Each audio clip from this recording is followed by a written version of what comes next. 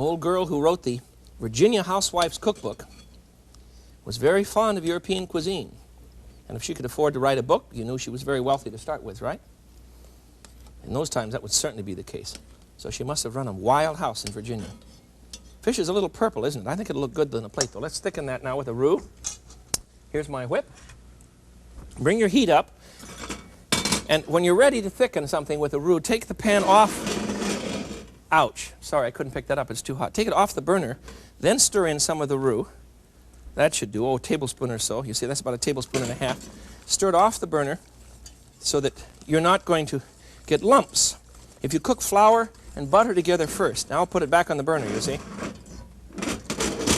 That way we won't have any lumps at all. Simmer this for just a moment. If you cook flour and butter together, you coat each little grain of flour with a bit of butter so that they can't possibly stick together. On the other hand, if you use flour and water, you've made glue to start with, and it'll just simply glue your food together. Okay, that's finished. Let's put it in a platter.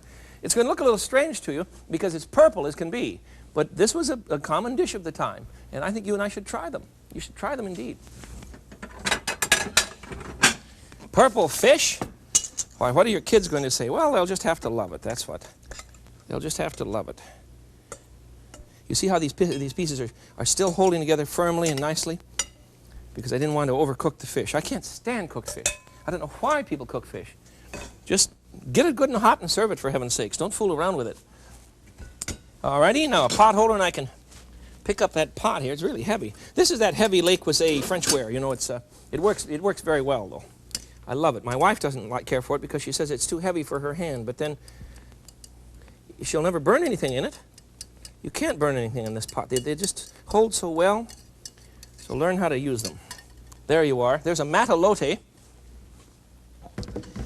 and I would serve this with a green salad and a lovely wine. You can say, well, it can't be a red wine because, after all, it's fish. Why can't it be a red wine? This is how it was cooked. If it's cooked with a red wine, serve it with a red wine. Isn't that an interesting color? It's just marvelous. Okay, I have another one for you. See what else is cooking here. Let's check our celery first, huh? No, not quite tender yet. Oh, this smells awfully good, though. Remember, we have mace in this one, mace and nutmeg in the simmering celery. Almost finished. Let me show you one more. This one is a riot. It again came from the Virginia Housewife Cookbook of 1824, and it's called chicken pudding. Got that? Chicken pudding. And it's simply gorgeous. Let me find a bowl here. I have simmered on the stove a disjointed chicken. That is to say, I cut the chicken up. Here he is. And I need to find my draining spoon.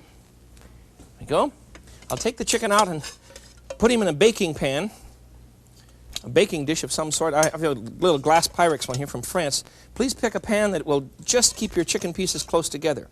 I have everything in here but the back, the wings, and the legs and all. And what I've done is to simmer these according to her recipe.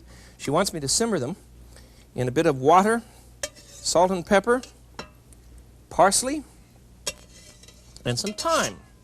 Isn't it interesting that thyme was so common too? There we are. Now we're going to make a pudding to go over that. And this pudding recipe will surprise you. It's very interesting. Here we go. Okay, I want 3 eggs. Now, she gave me no, her recipe was this one. She said, make a pudding then of eggs, milk, butter, melted butter, pepper, salt, and flour, add it over, put it on the chicken and bake it. All right, so I've had to fool around with this. But I've come up with the following variation on that most interesting recipe. 3 eggs. All righty? 1, 2, and a third one. Mix up your eggs, and then we're going to blend it with half a cup of flour. But remember that you're going to have trouble unless you mix up your eggs first. I'm looking for my whipper here. There we go. Milk will not blend with eggs unless you whip them first. All right, now then we need half a cup of milk. That's about half a cup. And we need about a cup of flour. And I've got some butter on here to melt. I want about 3 tablespoons of butter that's been melted. So we'll do that too. And this is a very interesting dish. I think you'll enjoy it. 3 tablespoons of butter and a cup of flour. blend this in about half a cup at a time so that you don't have lumps. That's easy that way. If you don't have a good whip at home like this, well, pick one up, will you? It's very easy to work with, and I think they're very necessary. There we go. You can find them in any good gourmet shop. And another cup of flour. That should do us. There we are. Isn't this strange? You know, what we're making is very much like an English Yorkshire pudding, isn't it? Same basic recipe. Okay. There we are. Now, while my butter melts, come on, butter, melt. While my butter melts, let's thicken the celery sauce. I'm going back now to the celery dish that we prepared earlier. Let's thicken that with a roux. And in this case, I'm just going to use a fork because my whipper is dirty, and I really don't need to worry about it. So let's get it off the heat now. Remember, that's a basic rule. When you thicken anything with a roux, get it off the heat. Okay, and we'll just stir this right into it. You see? I just have a couple of tablespoons here, or a tablespoon or so of roux. You just stir it right into the celery. Off the heat. Oops, that's plenty. I put in too much roux. Put in less than that. Put in about a tablespoon. There, we don't want it too thick. And if it is too thick for you, then simply add a bit of white wine. There it is. Here's a celery sauce. There we go. It's all done. Not complicated, is it, huh? But this is very fine cooking. You know, the idea that Americans imported so much of the food knowledge from England may sound to you like a bad thing now, because I'm not particularly fond of what's going on in England in terms of food. But it wasn't so bad at the time. It was very good cuisine. As a matter of fact, French chefs very often went to England to learn to cook. Can you imagine such a thing? Because the English had so many grand things to eat. They had such great food supplies. Marvelous things, all kinds of grand stock and all. Now, she says boil it up and throw it in a dish, or pour it in a dish. So we'll boil it up. We've done that. And let's put it in the dish now. This is a very nice sauce. It's very fresh tasting. Simply celery. And you spoon this over any kind of fish or fowl. There it is. Let me put this over here for you again. We're getting some interesting colors, aren't we? Especially that purple fish. I love that one. That's too much. Of course you can try it with white wine. I heard that. Of course you can put white wine in it. It wouldn't look quite so strange to you. Ouch. I want to put some melted butter now. We're going back to our baked chicken pudding. I want to put some melted butter into our batter of eggs.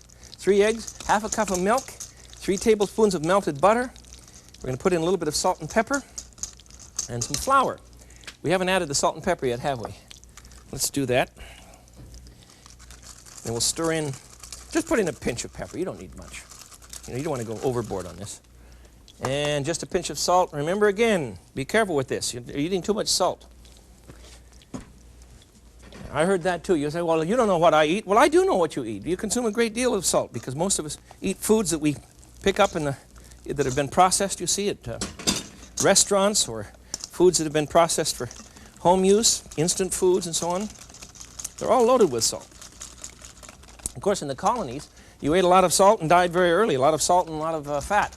And that's why you didn't live very long. But we don't have to do that. Those things were used for preservatives in the old days. You and I can preserve ourselves with joy and a good hug. A little glass of wine, perhaps, but we don't need all that salt and fat. Now, the chicken then has been cooked with parsley and thyme in salted water till it's tender, just about 45 minutes. And then I'm going to pour the batter that I've just given you. Just stir it in the butter. You see, I'm going to pour the batter over the top of this. And we're going to bake this in about a 400 to 425 degree oven until done.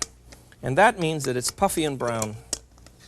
That should take you about, I would check it after 30 minutes. There we are. I would check this after 30 minutes and see what happens to it. Let me take one out of the oven here. Of course I have one baked for you. Think I'd leave you hanging after that description, huh? There we are. There we are. Ouch, ouch, ouch, ouch. Isn't that gorgeous? Look at it. It's the most interesting thing. I can't imagine, you know, if someone had told me about a chicken pudding, I couldn't imagine what it was going to be, and so I couldn't wait to try it. But it was very common in Virginia at the time. Obviously, they have robbed the English dish called Yorkshire pudding, you see, and mixed that up with the chicken. and you have a very lovely dish. So we now have some celery, sauce, fish, pickled oysters, and a beautiful chicken dish, all from the colonies.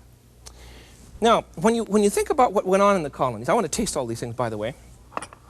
When you think what went on in the colonies, you can begin to wonder about our own future. And I think we'd better talk right now, honestly, with one another, about what's going to happen in America. If we contend in our time that time that we gain by buying instant foods is more important than time we spend cooking with our children, or cooking with one another, cooking with people we love, I think our culture is in for disastrous ruin. I really believe that time spent cooking with one another is time that's going to hold the family together, hold the culture together, so that we have great memories. When we have things to remember as a child, you see. As an adult, you will be a much nicer person, a much more sensitive person. Eating TV dinners isn't going to help, or sucking on frozen popsicles isn't going to help, you see.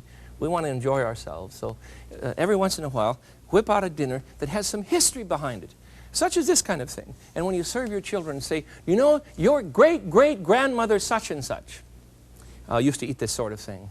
And of course, the old girl did.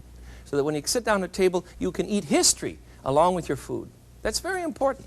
History along with your food. Now, let's dish this up. The matalote is to be served over toasted bread, fried bread that you've cooked in...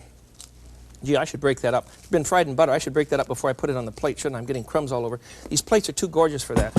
These plates are from an outfit in Los Angeles called the Lone Oak Plate Company, and I think they're just beautiful. Now, let me put some fish on this. Ouch. It's a little warm, but I'm going to make it here. I want to try it and see what we come up with, huh? You see the sauce will just seep right down into the bread. You have a most interesting dish. There we are. And we could try a chunk of chicken too. But I want to try the fish and see what happens. This is just the color. Let's see what it does, huh? Let's see what it does. There we are. The sauce does do something to the tummy. Isn't it amazing how colors get in the way of things? But it has a heavenly flavor. Just an absolutely heavenly flavor. So, what we're doing this morning is talking about history, but I want us to eat it. I want you to celebrate with your family and dredge up marvelous dishes, such as the few that we made for you today, all from ancient times in our culture. A beautiful celery sauce to go over seafood or poultry. Then we have the matalote, which is a fish in wine sauce, and the pickled oysters going back to jolly old England times, and finally, fish pudding from the Virginia housewife, 1824. Cook. This is a great culture, and we should be enjoying ourselves absolutely, because we are very interesting people. This is the Frugal Gourmet. Until we're together again, I bid you peace. Bye-bye.